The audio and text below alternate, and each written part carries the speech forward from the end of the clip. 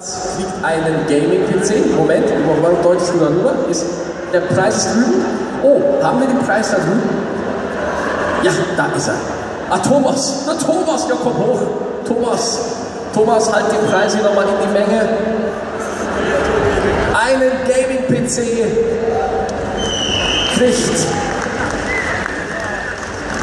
der zweite Platz. Der zweite Platz auf dem Blizzard Kostümwettbewerb auf der Gamescom 2014 geht an Laura Jansen. Hey! Zweiter Platz.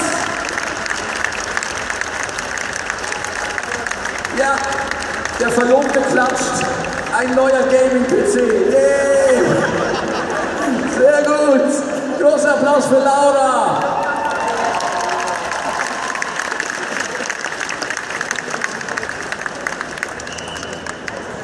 Der erste Platz kriegt eine Reise zur BlizzCon für 2 Personen, gesponsert von Blizzard und PayPal. Kriegt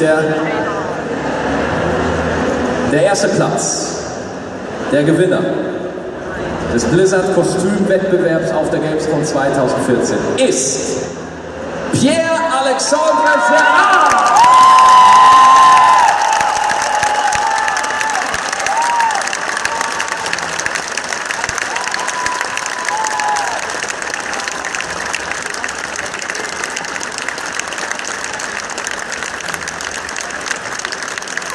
Congratulations! Herzlichen Glückwunsch!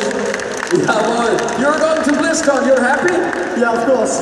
Of course! Aber großer Applaus für Pierre-Alexandre! Und jetzt nochmal einen Schritt zurück. One step back, please. One step back, please. Back in the row. Take your trap with you here.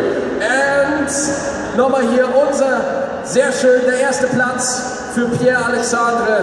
Der BlizzCon-Trip und die Jury auch auf der Bühne. Ach, ist das schön, alle haben sich lieb zum Schluss. Ist das nicht schön? Vergesst auch nicht die restlichen Teilnehmer hier im Hintergrund. Nochmal einen großen Applaus für die anderen Teilnehmer hier im Wettbewerb. Und ein großer Applaus für alle auf der Bühne, für alle Teilnehmer, für die Blizzard-Jury.